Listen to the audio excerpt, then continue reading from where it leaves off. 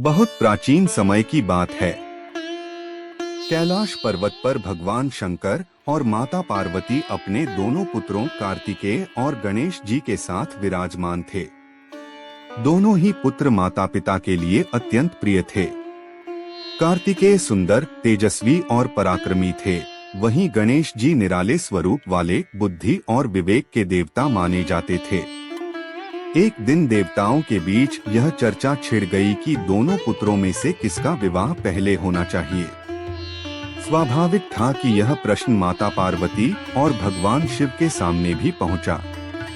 माता ने कहा, मेरे दोनों पुत्र बहुत योग्य हैं, परंतु समाज की रीति है कि बड़े का विवाह पहले होना चाहिए। पर यहाँ उलझन यह थी कि कौन बड़ा है। कुछ लोग कार्तिकेय को बड़ा मानते थे क्योंकि वे तेजस्वी और युद्ध कौशल में अग्रणी थे, जबकि कुछ लोग गणेश जी को बड़ा मानते थे क्योंकि वे अधिक धैर्यवान और बुद्धिमान थे। तभी भगवान शिव ने एक उपाय सुझाया। उन्होंने कहा, जो भी पुत्र संपूर्ण पृथ्वी का चक्कर सबसे पहले लगाकर वापस आएगा, उसी का विवाह पहले किया जाएगा। यह सुनते ही कार्तिकेय तुरंत अपने वाहन मोर पर सवार हो गए और पूरी पृथ्वी का भ्रमण करने निकल पड़े। उनकी गति तीव्र थी और उन्हें पूरा विश्वास था कि वे पहले पहुंचकर विजय पा लेंगे। इधर गणेश जी का वाहन छोटा सा मूषक था। सभी देवता हंस पड़े और बोले, अरे गणेश, तुम्हारा वाहन तो इतना छोटा है, तुम पृथ्वी की परिक्रमा कैसे कर पाओगे? तुम्हारा विवाह तो कभी नहीं होगा। सबके उपहास को सुनकर भी गणेश जी शांत रहे। वे मुस्कुराए और अपने मन में बोले, सच्ची बुद्धिमत्ता तेजी में नहीं, सही सोच में होती है। गणेश जी ने थोड़ी देर मनन किया और फिर माता पार्वती और भगवान शिव के चरणों में प्रणाम करके बोले, आप दोनों ही तो मेरे लिए संपूर्ण जगत के समान हैं। आपके चारों ओर घूमना ही मेरे लिए पृथ्वी की परिक्रमा है। यह कहकर गणेश जी ने 3 बार अपने माता पिता की परिक्रमा कर ली। सभी देव आश्चर्यचकित रह गए।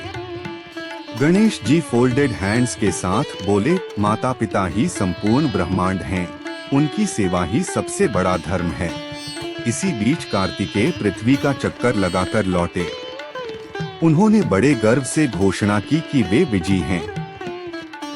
लेकिन जब उन्होंने देखा कि गणेश जी पहले से ही वहां विराजमान हैं और सभी देवता उनकी प्रशंसा कर रहे हैं, तो वे चकित रह गए। भगवान शिव ने समझाया, हे कार्तिकेय, गणेश ने माता पिता की परिक्रमा की है और यह समस्त पृथ्वी की परिक्रमा के समान है। आठ विजय गणेश की है और उनका विवाह पहले होगा। अब प्रश्न उठा कि गणेश जी का विवाह किस कन्या से होगा। तभी ब्रह्मा जी वहां पधारे। उन्होंने कहा, मेरी 2 कन्याएं हैं, रिद्धि और सिद्धि। ये दोनों अत्यंत गुणवान, पतिव्रता और तेजस्विनी हैं। मैं इन्हें गणेश जी के साथ विवाह में समर्पित करना चाहता हूँ। सभी देवताओं ने इस प्रस्ताव का स्वागत किया। फिर बड़े धूमधाम से गणेश जी का विवाह रिद्धि और सिद्धि के साथ संपन्न हुआ। देवलोक में मंगल गीत गाए गए, पुष्पवृष्टि हुई और पूरा वातावरण आनंदमय हो उठा। इस शुभ मिलन से गणेश जी को 2 पुत्र हुए, शुभ और लाभ। इसीलिए आज भी गणेश जी को रिद्धि सिद्धि के पति और शुभ लाभ के पिता के रूप में पूजा जाता है। गणेश जी की इस कथा से यह शिक्षा मिलती है कि बाहरी सौंदर्य, बल या तेजी से अधिक महत्वपूर्ण है बुद्धि और विवेक। जहां अन्य लोग बाहरी उपलब्धियों के पीछे दौड़ते हैं, वहीं गणेश जी ने माता पिता की सेवा को सर्वोपरि माना और अपनी बुद्धिमानी से सबको पराजित कर दिया। यही कर